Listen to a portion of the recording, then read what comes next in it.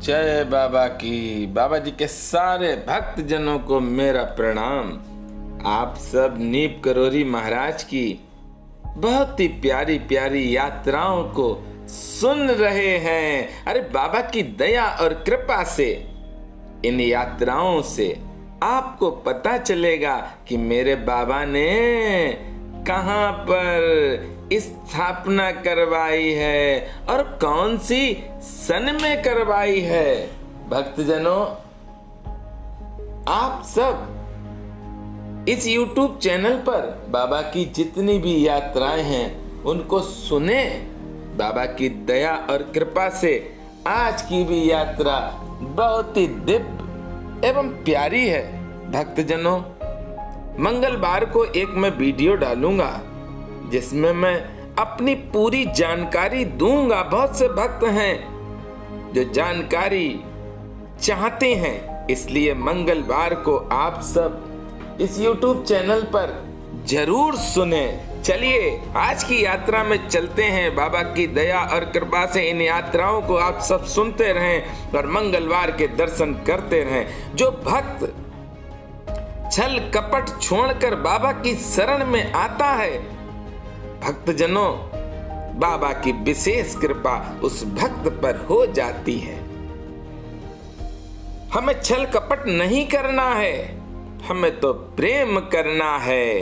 चलिए, धारचूला हनुमान मंदिर बाबा की कृपा से आज आप सुन रहे हैं कि भारत और नेपाल की सीमा पर धारचूला में हनुमान मंदिर की स्थापना महाराज के समाधिस्थ होने के बाद 11 अक्टूबर 1978 विजयादशमी के शुभ अवसर पर हुई थी।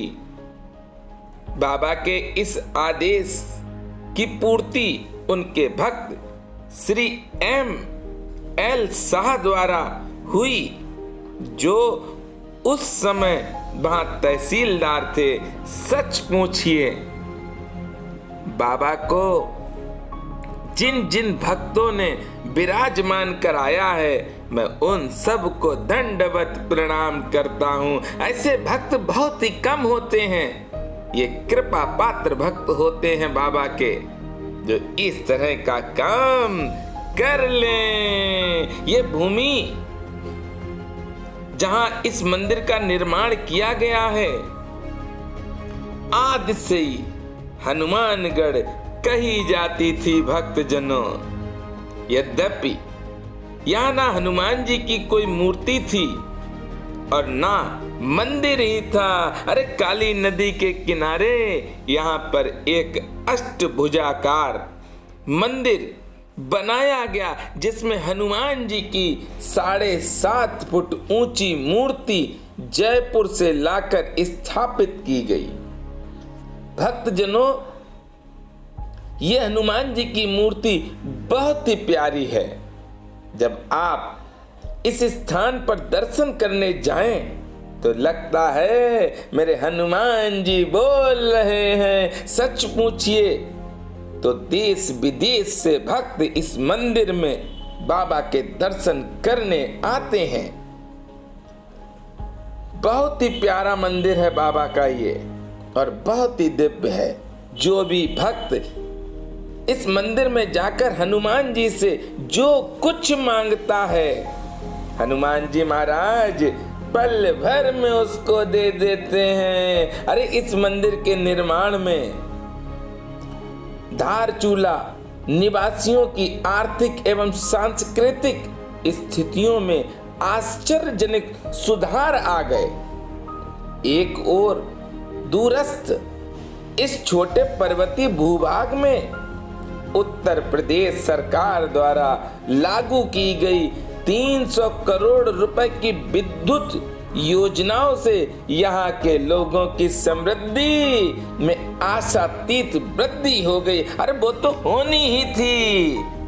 जहां पर मेरे बाबा होंगे वहां तो सुखी सुख रहेगा, और जहां मेरे बाबा की कृपा हटेगी वहां पर भक्त परेशान होगा। अरे बाबा की कृपा देखिए आप, किस तरह से इन लोगों पर हुई, और दूसरी ओर दिनों दिन उनका विश्वास रूढ़िवादिता से हटकर हनुमान जी और महाराज जी की शक्तियों में दृढ़ होता जा रहा है। आज इस मंदिर में बहुत ही श्रद्धा के साथ भक्त आते हैं। इस मंदिर की मान्यता सीमा से दूरी कुछ ज्यादा नहीं है। ये नेपाल में भी और हिंदुस्तान में भी, दोनों में ही समझिए, क्योंकि नेपाल के भक्त भी इस मंदिर में बहुत आते हैं। नेपाल सरकार ने भी बाबा के इस मंदिर का बहुत ही ध्यान रखा है, और उत्तर प्रदेश सरकार तो बाबा की कृपा से बाबा के भक्त ही ये सब हैं। यहाँ हर घर और दुकान में बाबा के छाया चित्र दिखाई देते हैं।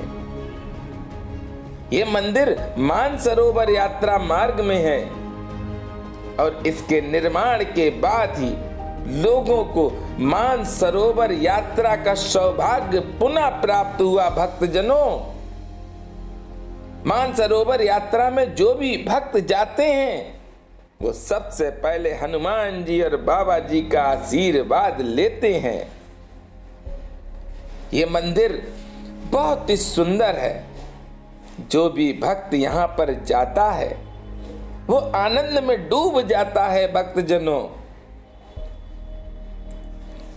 देश विदेश के भक्त इस मंदिर में आकर जो भी मुराद मांगते हैं वो मुराद उनकी बाबा पूरी कर देते हैं। अरे भक्तजनों, बाबा का ये दिव्य स्थान है, भारत और नेपाल की सीमा पर स्थित है। एक बार आप सब जो नहीं गए हैं वो जरूर जाएं और बाबा के दर्शन करें। सत्य कहता हूं, एक बार जब आप इस स्थान पर पहुंच जाएंगे तो बाबा की कृपा और दया से आप बार बार जाएंगे, क्योंकि ये दिव्य स्थान है नीम करोली बाबा का। और मेरे साथ आप बोलेंगे प्रेम से, बोलिए नीम करोली महाराज की जय।